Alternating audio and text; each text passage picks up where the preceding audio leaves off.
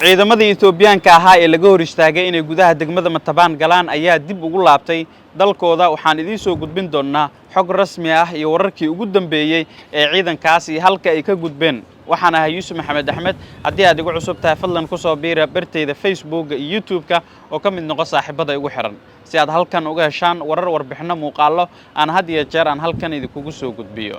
dabayaaqadii toddobaadkii hore maalintii Jimcaha ahayd 5,000 oo askari oo dib looga celiyay inay gudaha degmada Matabaan soo galaan ee gobolka Hiiraan oo Itoobiyaan ah ayaa warar soo baxay waxa ay sheegayaan in ciidankaas ay dib ugu laabteen dalkooda.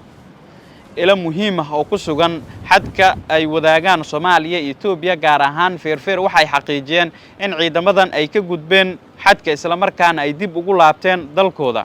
ciidankan ayaa waxaa la sheegay inay wehelinayeen saraakiil Soomaali ah oo xilal ka haya dawlad deegaanka Soomaalida Itoobiya.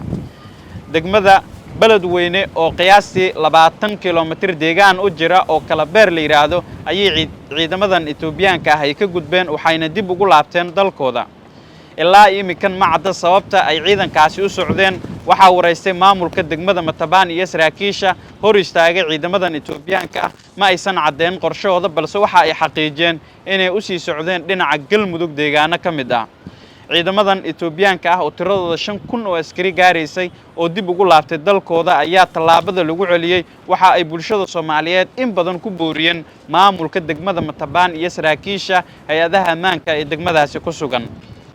dawladda federaalka ah ee Soomaaliya ayaa kol hore sheegtay in dabayaaqada sanadkan bisha 12aad ee December guud ahaan ciidamada Itoobiya dalka laga saari doono. ciidamada Itoobiyaanka ayaa ku sugan gobollo ka mid ah Bay, Bakool iyo Gado iyo qaybo ka mid ah gobolka Jubbada Hoose oo ay u joogaan howlgalka Midowga Afrika ATMIS qaarkoodna kama tirsana howlgalkan.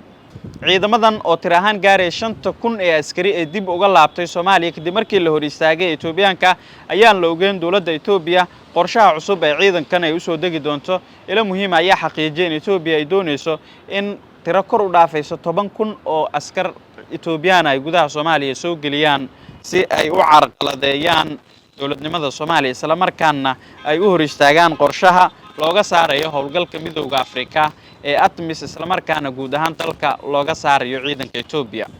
wixii warar ay ku soo kordha halkan isha ku hay waan kula wadaagi doonaa xogii ugu dambeeyay. nabadgelyo.